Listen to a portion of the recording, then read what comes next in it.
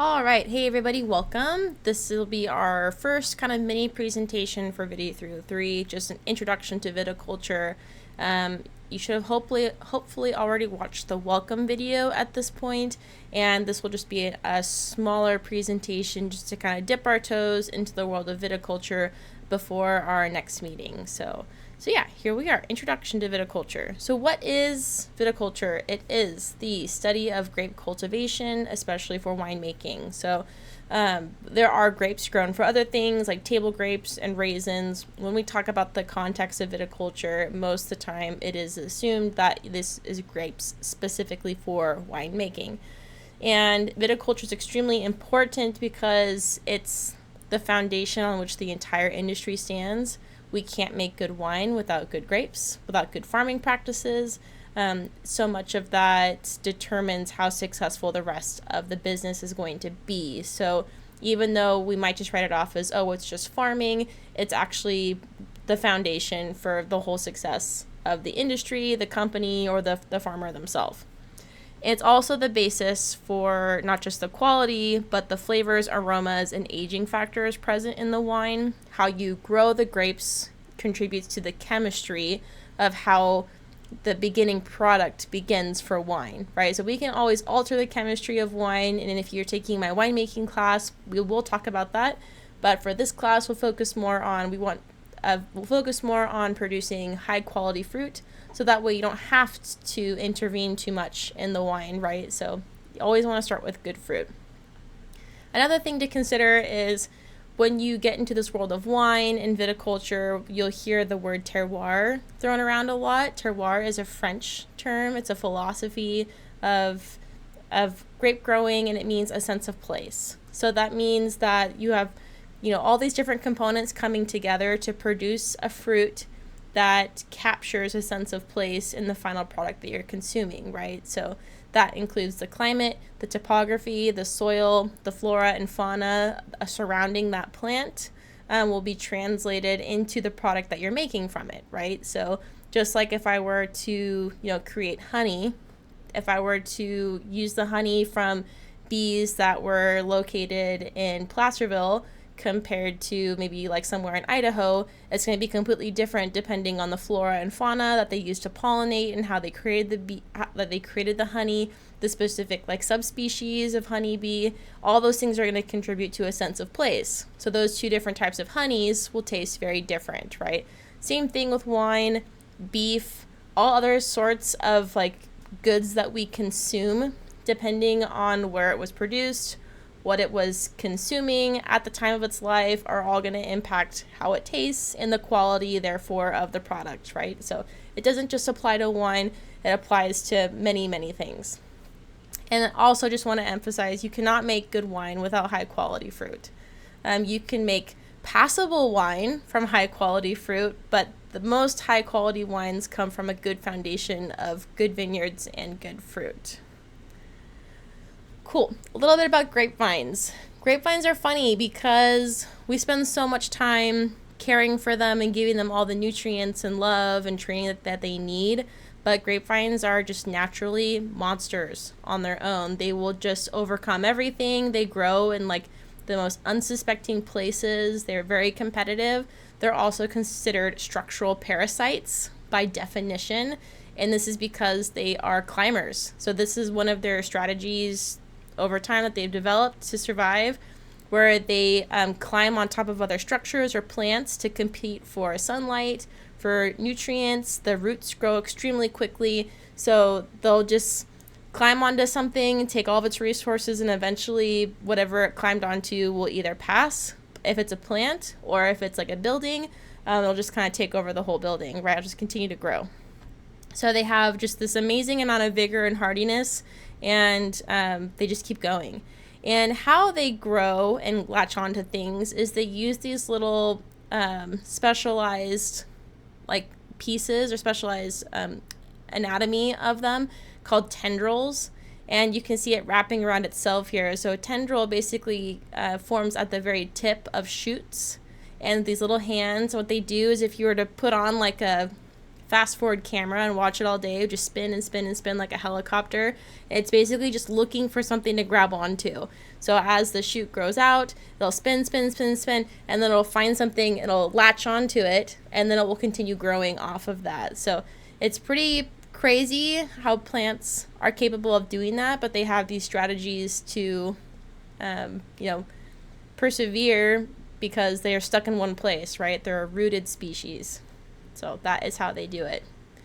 We also have just historically some of these mammoth mission grapevines, just another example of exactly what kind of monsters we're dealing with. So on the picture on the left here, this is Ramona, also known as the mother vine at San Gabriel Mission. This is estimated to be planted in 1774, so it's around 250 years old, which is insane. It's quite massive. It's still growing, as you can see from this photo. And you can just see all this bark peeling away as it continues to grow. There's also the vine at Carpinteria. This was planted in 1842. It produced 8 tons of fruit on its own in 1893. It was 51 years old at the time, which is above average age for a grapevine for sure. Most grapevines in like our industry that you see planted in our vineyards will live, to their 30s or 40s before their production starts to decline. And a lot of that is based off of our viticultural practices and, things that we expose these vines to. But some of these vines will just live forever and ever, so it's pretty crazy. Another crazy thing to think about is that the trunk circumference of this vine was reported to be 9 feet by the USDA. So all around, you couldn't even wrap your arms around it and hug it, right? 9 feet circumference, which is insanity. And these came from the General Viticulture textbook by A.J. Winkler. This is not required for the class, but it was a resource I used in finding this information. Okay, so how did viticulture come to California, right? Because obviously a lot of us migrated over here. There were Native Americans long before most of us came here with our families, right? It actually started with Spanish conquistadors. So it actually traces back to most likely Hernan Cortez. He's credited for bringing the first grapevines from Europe to the New World all the way back in 1520. Then there was this whole, Spanish missionary system where they're developing the mission system along California and also Mexico, right? So with those missions, they were making sacramental wine and they were planting mission grapes to do this. We just called it mission grapes because they were planted at missions. DNA testing was able to confirm that the actual variety is Listan Prieto, which hails from Spain. No surprise, right? Spanish conquistadors. An interesting fun fact about that is California is actually one of the last places in the world to grow mission anymore. It's actually extinct in Spain. So while this is a grape variety with historic value, it's just kind of falling out of favor across the world and becoming extinct, for lack of a better word. So it's actually pretty crazy that we're in this situation now. Another popular wine made by the missions was Angelica, and this was a sweet fortified wine made with mission grapes. You can still find this at just a couple of wineries today, but it's very uncommon. So these were the first grapevines that were planted intentionally to make wine in California, right? So this was the very beginning of California viticulture and winemaking. We do have grape varieties that grow here natively. They aren't very good. They're not like the European varieties that produce good wines. We do use them as rootstocks and hybridize them and breed them because they are phylloxera resistant. We'll talk about this more as the class goes. But these were the first grapevines planted intentionally to make wine. Right. So not long after we had the Spanish missions in Alta California, we saw that down the road we had the California Gold Rush. And this was the next wave of winemaking that we saw in California, right? So with the discovery of gold, all these immigrants came over. We had immigrants from all over the world. We had Italy, France, Spain, China, all sorts of nationalities, all sorts of cultures coming together just to get a piece of what we call the American dream, basically, right? Or a piece for a better life. So that's when we saw another wave of wine production. So immigrants that came to California, a lot of them came from countries that were already making wine. So like Italy, for example, a lot of Italian immigrants, Swiss Italian, French immigrants, all coming in, and especially the Italian immigrants were like, wow, this climate is very similar to parts of my homeland. So they already knew how to make wine. And with the resources around them, some of them actually brought grapevines with them. They started making wine on their own, which was a way to business, basically, right? So needless to say, grapes are becoming popular in California, not only to make wine, but also to eat and make brandy as well. Raisins were also very popular. It was just a good source for goods and services, right? Unfortunately, the gold rush eventually kind of pattered out, right? It wasn't as successful as a lot of people had thought. It was extremely flooded with immigrants. It was a huge masses of people. So with this, not everyone could be a gold miner, but there was a lot of opportunity for businesses to be created and for goods and services to be sold. So a lot of immigrants actually saw more success in providing goods and services than they did mining. So it kind of started this kind of economy in California centered around grape growing and winemaking. Unfortunately, the Mission grape was not one of the most popular grape varieties for making wine during the gold rush. It lacked a lot of color and acid. It was just kind of bland.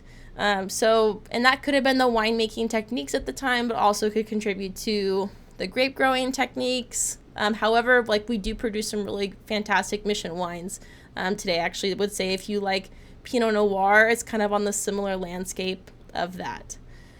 However, at the time, Mission grape was not loved.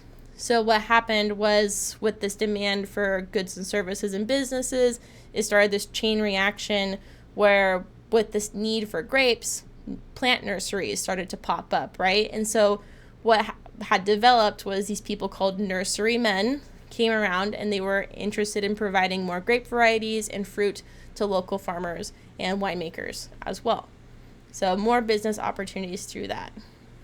So nurserymen are the ones who are responsible for the diversity of grapes that we have in California. They would actually import varieties to California for experimentation back in like the 1850s. Some of the top nurserymen were like Warren and Son in Sacramento, A.P. Smith in Sacramento, A. Delmas in San Jose, B.S. Fox, San Jose, and then S. Thompson and Suckle Ferry. And they would release these catalogs, you know, kind of bragging about what grape varieties they had for sale, and they would have a lot, right?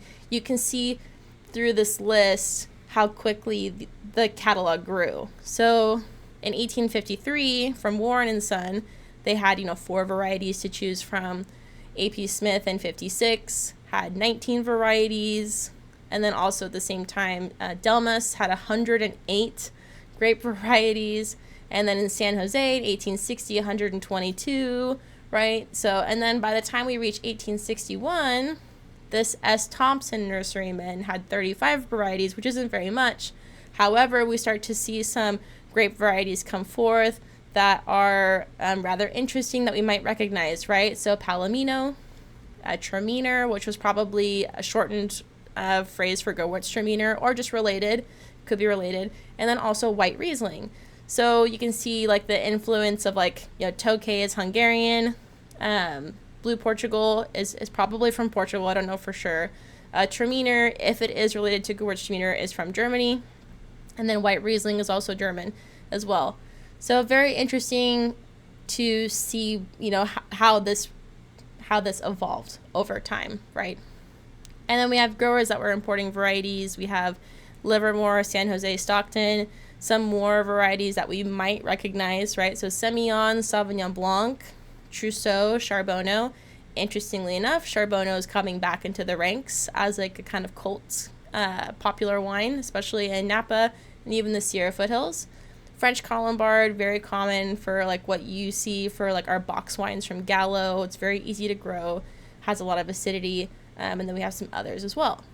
So this is the beginnings of viticulture and diversity in California. There's one person specifically who's called out in this new viticulture textbook as the father of California viticulture and also wine. And he's actually a Hungarian American. His name is Agustin Haraszti. He was born August 30th, 1812, and then he passed away July 6, 1869. So he was a nobleman, adventurer, traveler, writer, town builder, pioneer, winemaker in Wisconsin and California, which is pretty cool. So he was one of the first men to plant vineyards in Wisconsin, but he was also the founder of Buena Vista Winery in Sonoma, which is one of California's oldest wineries and is still around today, I believe.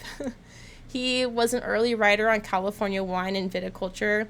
In some of his writings, it was actually like really sentimental to read about. He mentioned like how much hope he had for this state and this region and for winemaking, and how he projected that it would be like something that would continue on for forever, right? So that was actually really cool. Interestingly enough, he was also the first town marshal and first county sheriff of San Diego, which is pretty cool. But what really makes him the father of California viticulture and wine is not only the establishment of Buena Vista Winery, but he actually was tasked by the governor of California, Governor Downey, in 1861 to go abroad, select and bring back the best varieties of European grapes to California. So this is different than the nurserymen, because nurserymen were kind of just going for whatever was, unique and different, right? They weren't necessarily capable of doing the research to understanding what would grow well in our state, what would be like the most productive, what would make the most wine. It was kind of just like a Pokemon trainer, right? It's like, oh, well, this is different, I'm just going to grab this, right? So Agustin Haraszti actually went out. He knew winemaking, he knew grape growing, and he did some studying abroad, and he brought grape varieties back to California from Europe. He had over 300 varieties with him, which is insane. Unfortunately, some of them were lost in travel due to the difficulty of handling cuttings. And of course, this was way before we discovered the horrendous after effects of bringing grape cuttings and even like people across from continent to continent. Is before we had the USDA, screening for pathogens and pests, unfortunately. So that happened, but that is one of the reasons that we have so much diversity and why we had that stable foundation in viticulture. Cool. So that's just some fun information, some background for you guys. Student learning objectives, we will have a quiz on this. So for your upcoming quiz, I want you to understand how to navigate the course. Of course, we talked about that in the welcome video. That's going to be extremely important. If you have any questions, you can ask me during our lab time in class. I also want you to be able to define some of the key points we talked about in this presentation. Just take a moment to go over the rest of the student learning objectives. And if you know the answers to these, you should be well prepared for the quiz, right? So the quiz is closed book, of course. You're not allowed to use the slides. You're not allowed to use outside online resources. You're not allowed to use AI, right? So if I find those things, you'll get a 0 on the assignment, of course. Just do your best, practice academic integrity. I know it sounds cliche, but the only person you're cheating is yourself. You're never going to learn if you don't do it yourself, right? So hasn't really been a problem in my courses yet, but if it is, I will consider moving our quizzes in person. So please use it, academic integrity. But otherwise, it should be a really good semester, and I'm excited to have you guys. All right, well, I'll see you guys soon. Thanks.